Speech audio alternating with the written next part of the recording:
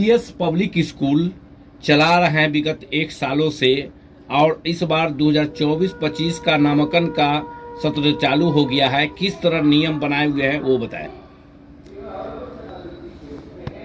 Sir, ऐसा है कि अभी से लेके पूरे दिसंबर तक जो हमने नामांकन जो होगी उस पर हम लोगों ने बिल्कुल एडमिशन फ्रीज कर दिया। जो भी नए बच्चे आएंगे उनसे एडमिशन चार्ज नहीं ली जाएगी, सिर्फ रजिस्ट्रेशन का जो शुल्क होगा वो लिया जाएगा और जो मंथली फ़ी है लिया जाएगा। इसके अलावे नए सेशन में जो हमारे बच्चे आएंगे उनको स्कूल की तरफ से एक बैग निःशुल्क दिया जाएगा। इस तरह का जो सोच जो आप लाए हैं कि बच्चे का एडमिशन में मतलब कि कोई शुल्क नहीं लेंगे और मतलब कि आर्थिक जो है और मदद करेंगे, मतलब कि इस तरह के गांव घर में गरीब मजदूर किसान भाई के बच्चे लोग पढ़ रहे हैं आपके स्कूल में, इस तरह की सेवा करने की भावना कब से आई?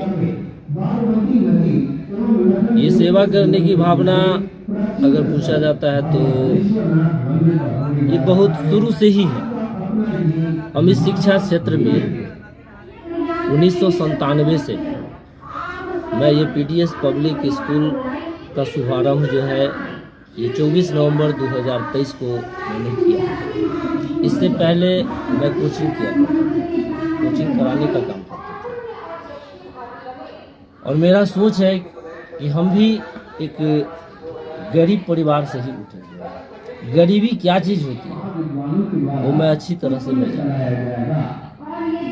पैसे वाले हमारा शुरू से सोच रहा है कि पैसे वाले के बच्चे कहीं न कहीं जाकर के तो पढ़ ही लेते हैं, लेकिन हमारे समाज में गांव घर में वही रहते हैं जिनकी आर्थिक स्थिति कमजोर है, जो बाहर नहीं जा पाते। और गांव में रहने वाले जो बच्चे हैं उनको वो शिक्षा नहीं मिल पा रही है जो पैसे वाले के बच्चों को मिल पाती है। तो कम खर्च में मेरा ये सोच रहा कि कम खर्च में वो अधिक से अधिक खर्चा करके जो बाहर जा करके जो इंग्लिश मीडियम की पढ़ाई करते हैं बच्चे, वो कम खर्च में 200-400 के महीना फी दे करके यहाँ वही पढ़ाई बच्चे पढ़ लें। ये मेरा सोच शुरू से रहा है। बहुत दिन से मतलब कि 1997 से मतलब कि जो है आप लाइन में हैं, और बहुत लोग को मतलब कि जो है मेट्रिकुलेशन इंटर करवाए हैं, ग्रेजुएशन तक बच्चे को भेज के जागरूकता करके लोगों को पढ़ाए हैं, ट्यूशन पढ़ा के बच्चों को जागरूकता करते हैं यहाँ देहात के लोगों को। ये भावना मतलब कि जो है किस तरह आई? ये भावना जब मैं मैट्रिक किया उसी समय मैट्रिक करने के बाद जब मैं बैठा रहता था तो अचानक मुझे आई कि ऐसे बैठ के रहने से कोई ये नहीं है, कुछ करके देखें। एक बच्चा आया, वो गरीब का ही बच्चा था, और वो अचानक कहा कि हमें कुछ पढ़ा देंगे। हमने उनको कह दिया कि ठीक है मैं पढ़ा दूँगा। मैं उसी बच्चे को निःशुल्क पढ़ाना शुरू किया था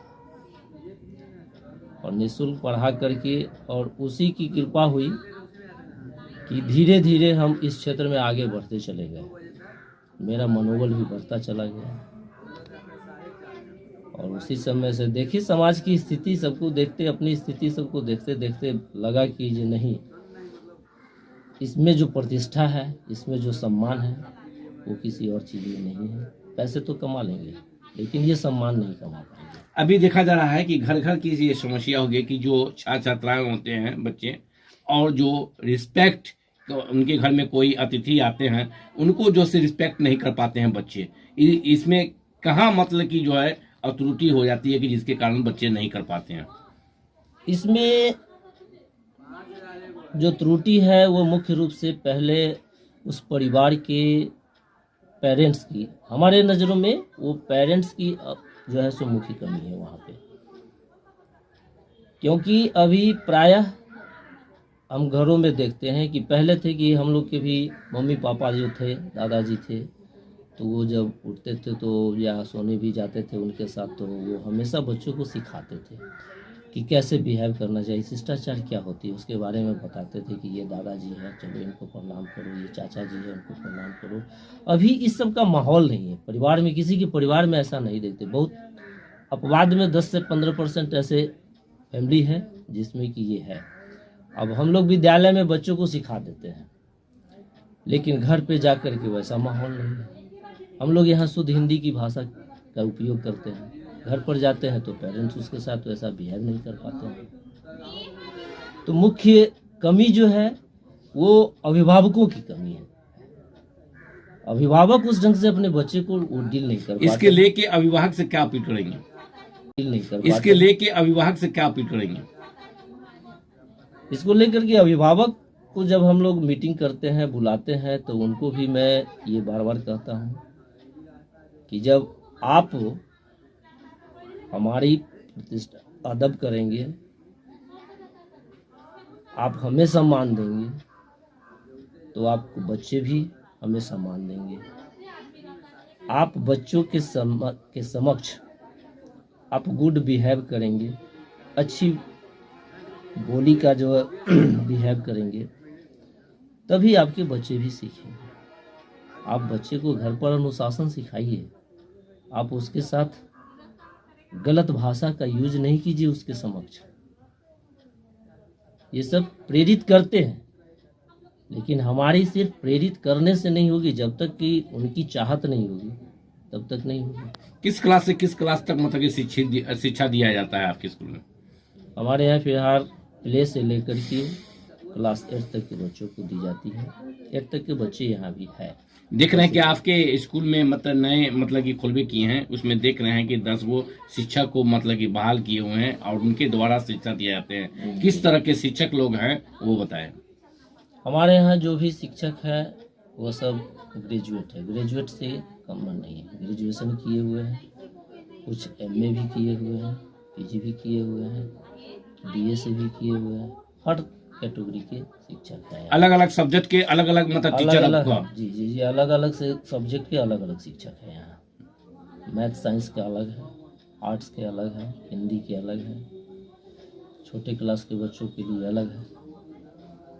फिर उसके बच्चों लोग के जो ये पढ़ाई जो होती है तो उसमें टेस्ट का एग्जाम भी लेते हैं? हर मंथली टेस्ट है उसके लिए, जो हर महीने उसकी जो है। जो कमजोर बच्चे होते हैं, कमजोर बच्चे होते हैं, उसको किस तरह मतलब शिक्षा दी जाती है? कमजोर बच्चों को फिर अलग से उसके लिए समय दी जाती है। और जो गरीब बच्चे हैं, जो असमर्थ है मतलब कि अभिभावक मतलब पैसे देने से, वैसे बच्चे को मतलब किस तरह आप मतलब कि पढ़ा रहे हैं? अगर हमारे समाज में हम जातिवाद नहीं करते हैं, किसी जाति के लोग हों, अगर हमारे समाज में अगर ऐसे लोग हैं जो रियल में असक्षम है, नहीं अपने बच्चे की पढ़ाई उनके पास उपलब्ध नहीं, माने खर्चा नहीं उपलब्ध हो पा रहा है, तो ये संस्था जो Manju educational welfare and society के तहत जो चल रही है, इस संस्था का ये है कि वैसे बच्चे को निःशुल्क शिक्षा दी जाएगी।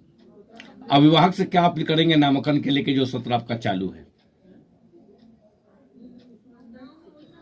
अभिभावक से ये अपील करेंगे कि आप अपने बच्चे को उज्जवल भविष्य के लिए यहाँ एक बार सेवा देने का माने अवसर प्रदान करें।